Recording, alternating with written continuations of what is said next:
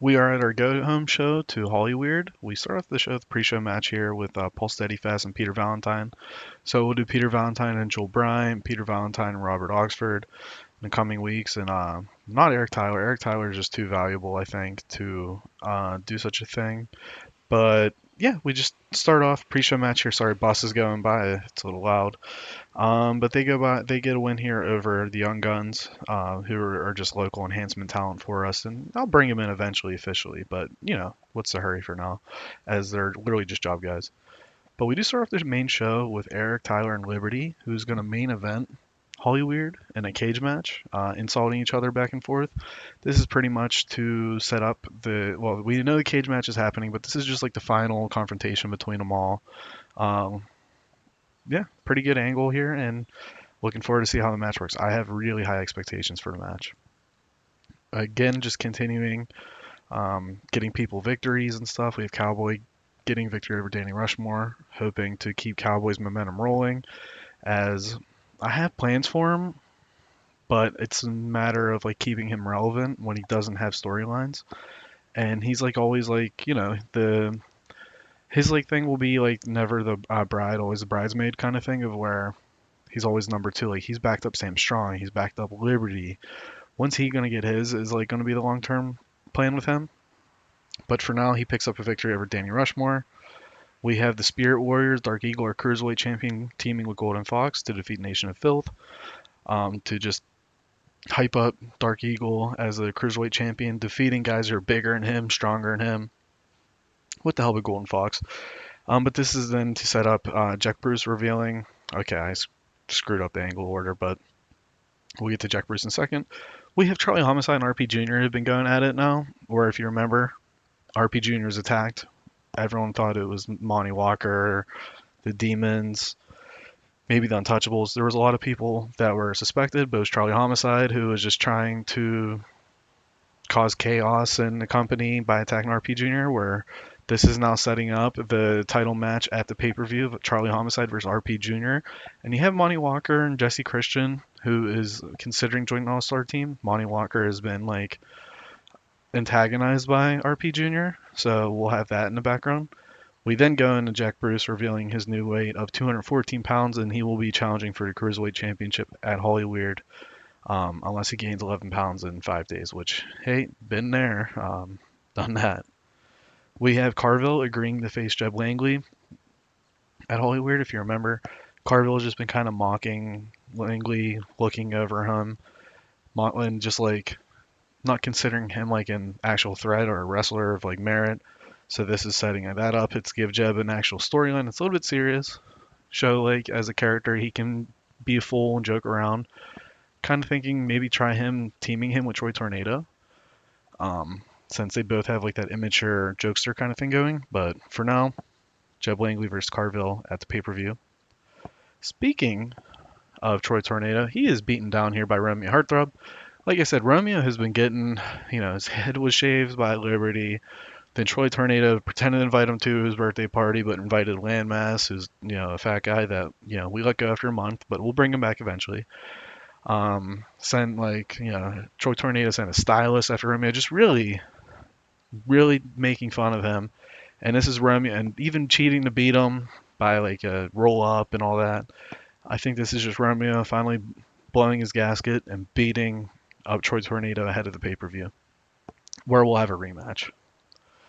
The final confrontation between Dusty and Sid Streets ahead of their 1-1 match.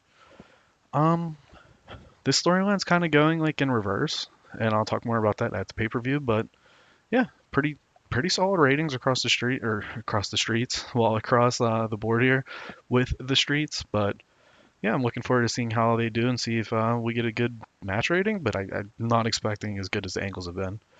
We have BLZ Bub defeating the Danger Kid here. BLZ Bub took out Sam Strong. This is just to continue showing him as a monster who's unbeatable. He defeats a smaller guy here in Danger Kid. Pretty basic stuff. Then we follow that up with, sorry, laptop charger just dropped. Money Walker and Jesse Christian, who have great chemistry teaming together, defeat Flapjack and Lance. Money Walker's 65 in-ring rating here. Sorry, I think it's just a Mustang just flew by. But yeah, Money Walker, great performance here. Hoping to get a big popularity boost for them both, as Lance and Flapjack are more popular than them. So we'll check that out for sure after looking at SWF. We have the Vessies, who, if they were attacked 2 weeks ago by the Demons of Rage, they save the Blazing Flames from Demons of Rage attack. And I would kind of have, like, after Demons of Rage peel from the Vessies, like, coming out. So Demons of Rage beating down Blazing Flames, the Vessies come out, Demons of Rage back out. And then there's like a face-to-face with Vessies and Blazing Flames, like where they're shaking hands, but obviously there's a little bit of hostility there to set up the tag title match. After that, we have Ripcord kind of going into his, I don't want to say mantra, but like his feelings of it's his up to him to mold HGC and up to him to create the next stars of the future in the syndicate. So he's going to not save the company, but he's going to like rid the company of a cancer and Frankie Future.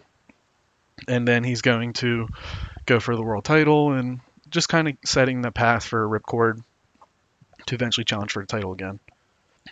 Yeah, I mean, great angle here, Rip. And then our 6-man tag main event, Frankie Future, of course, versus the Syndicate. The Syndicate defeat Frankie Future and Island Boys.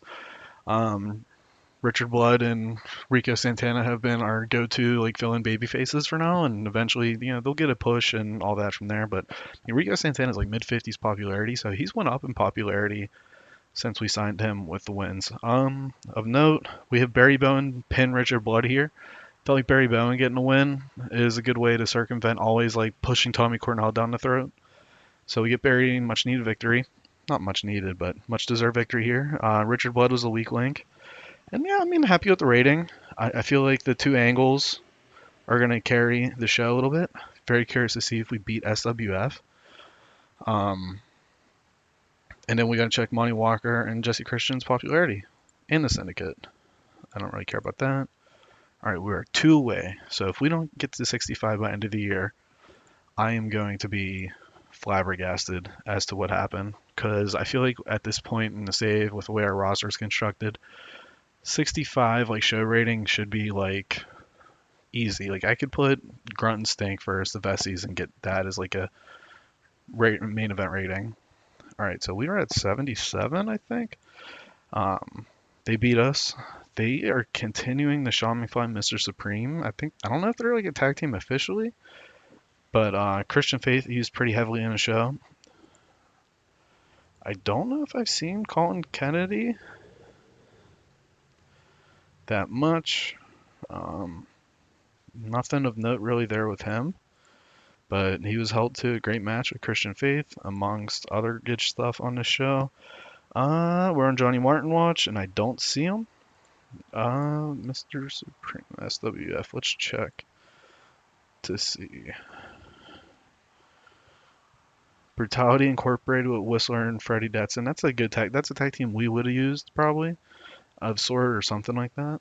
But yeah, because I feel like I've seen Mr. Supreme and Sean McFly team a lot over the past couple weeks. But hey, it's working for him, so why not?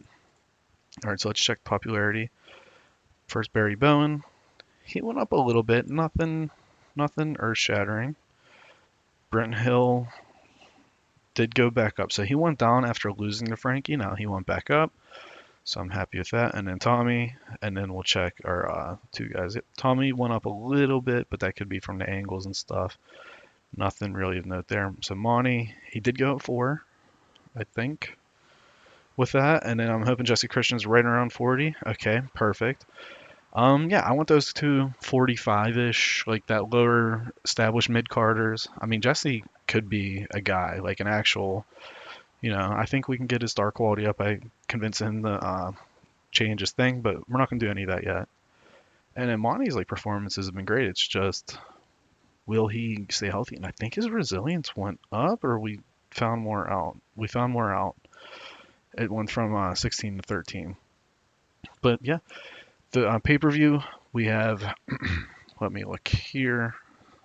We have Ripcord versus Frankie Future. Main event is Eric Tyler versus Liberty in cage match. Damian Carville, Jeb Langley. Jack Bruce challenging for a cruiserweight title. Romeo Hart versus Troy Tornado rematch. Dusty versus Streets. Will Sam Strong make an appearance? No.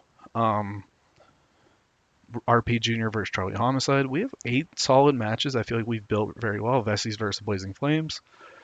I'm looking forward to pay-per-view. First pay-per-view without Sam Strong, and I feel like it's a good way to set that standard of like, Hulk Hogan only did so many dates in the 90s. So I'm kind of following that model, and hopefully it's believable, and hopefully it's also um, well, I'm not milking him too much as I could just, have Sam Strong. I can have him face Beelzebub this month. The next month have him face Charlie Homicide. Then, I can just throw the roster at Sam Strong, like, and just, rinse and repeat, and then have him lose Liberty, and then, kick him out of it or whatever.